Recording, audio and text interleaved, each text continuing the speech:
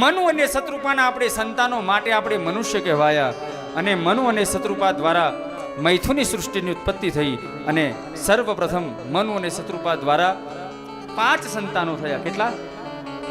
એમાં આકુતિ, દેવહૂતિ અને પ્રસૂતિ 3 દીકરી થઈ અને પ્રિયવ્રત અને ઉત્તાનપાદ 2 દીકરાઓ થયા છે. મનુ શત્રુપા કહે સૃષ્ટિની ઉત્પત્તિ કરીએ, વર્ધન કરીએ, પણ પૃથ્વી ક્યાં છે? બ્રહ્માજી કે હારું એ તો ભૂલી ગયો.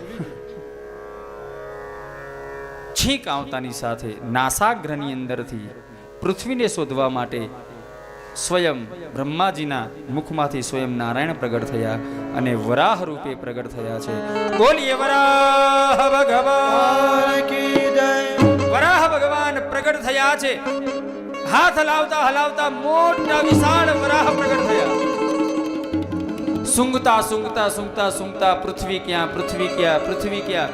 કેમ? પૃથ્વીનો એક ગુણ છે અને તે છે ગંધ.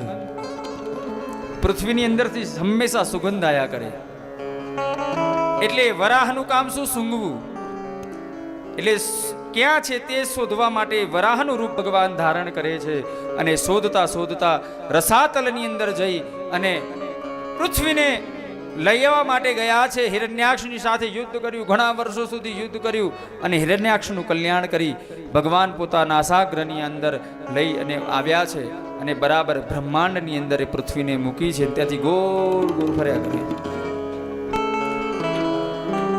અને એ જ પૃથ્વી ઉપર મનુ શત્રુપાને કહે છે કે તમે હવે વર્ધન કરો. મનુ શત્રુપા વર્ધન કરે. 5 સંતાનોમાં સર્વપ્રથમ બ્રહ્માજીના પડછાયાની અંદરથી જે દીકરી, જે કરદમ ઋષિ પ્રગટ થયા હતા, એ કરદમ ઋષિ એક વખત તપ કરતા હતા. તપ કરતા ભગવાન તપથી પ્રસન્ન થયા. તપથી પ્રસન્ન થયા. ભગવાન કે માં તમારે ત્યાં દીકરો બનીને આવો છો. કરદમ ઋષિ કે બાવાના લગ્ન નથી થયા ને તમે દીકરો બનીને ક્યાંથી આવશો?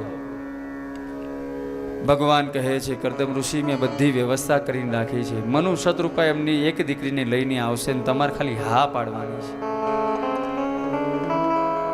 મનુ શત્રુપા પોતાની એક દીકરી દેવહૂતિને લઈને આવ્યા છે કરદમ ઋષિના આશ્રમમાં. સિદ્ધપુર ક્ષેત્રની અંદર કરદમ ઋષિનો આશ્રમ. આવ્યા, પ્રસ્તાવ મૂકે છે મારી દીકરી સાથે તમે વિવાહ કરો. કરદમ ઋષિ વચન માગે છે વિવાહ કરું, પણ એક વચન આપો કે જ્યારે એક સંતાન તમારા ત્યાં થશે એટલે હું સંન્યાસ ધારણ કરીને ભગવાનના ભજન માટે લાગી જઈશ. ઘરનો ત્યાગ કરીને જંગલમાં જઈને સંન્યાસ લઈને હું વનમાં રહીશ. જો તમારી ઈચ્છા હોય તો હા પાડો. દેવહૂતિ કહે મંજૂર છે. અત્યારે કોઈને છોકરીને આવું કીધું બોલો હું દસ આવે? હે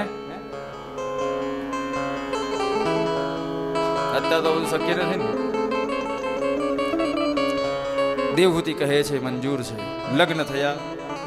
લગ્ન થતાની સાથે કરદમ ઋષિ પાસે એક વિમાન હતું અને એનું નામ હતું કામંગ. શું નામ હતું? કામંગ નામના વિમાન ઉપર બેસાડી દેવહૂતિને સમગ્ર સંસારનો વિહાર કરાવે છે અને હિમાલયની પર્વતમાળાઓનો વિહાર કરાવે. બધી જગ્યાએ 7 માળનું વિમાન. વિચાર કરો, હજી આપણી ટેકનોલોજી બીજા માળ સુધી પહોંચી છે. હે હજી તો બીજા 5 માળ બાકી છે. ક્યારે પહોંચશે રામ જાણે. પરંતુ એ વિહારના ફલ સ્વરૂપે કરદમ ઋષિ અને દેવહૂતિના ત્યાં 9 દીકરીઓનો જન્મ થયો છે. કેટલી દીકરી? કરદમ ઋષિ કે હું હવે સંસારનો ત્યાગ કરું. દેવહૂતિ કે ના, હજી સ્વામી વાર છે. સંતાન થાય પછી એક પુત્રની પ્રાપ્તિ થાય પછી જ તમારે સંન્યાસ લેવાનો. કારણ કે જીવવાનો આધાર તો કોઈક જોઈએ ને મન. ઠીક છે. દીકરીઓ ધીરે ધીરે ધીરે ધીરે મોટી થઈ. આમના લગ્ન ક્યાં કરાવવા? બ્રહ્માજીના ત્યાં જે 10 પુત્રો થયા હતા એ 10 પુત્રોમાં નારદજીને બાદ કરી. બ્રહ્માજી કે બેટા દીકરીઓ 9 જ છે. નારદજી કે માર તો પહેણવું જ નથી પિતાજી, ચિંતા ના કરશો.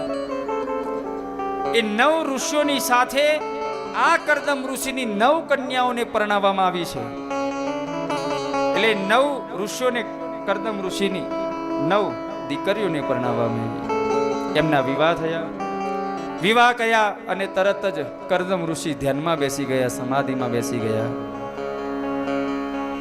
હજારો વર્ષો સુધી કરદમ ઋષિએ તપ કર્યું. કરદમ ઋષિએ તપ કર્યું. તપ કરતા કરતા કરતા કરતા સમાધિ તૂટી. સામે જુએ છે દેવહૂતિ બેઠા છે. દેવી તમે હજી અહીંયા જ છો? હા સ્વામી, હું તમારી રાહ જોઉં છું. બોલો શું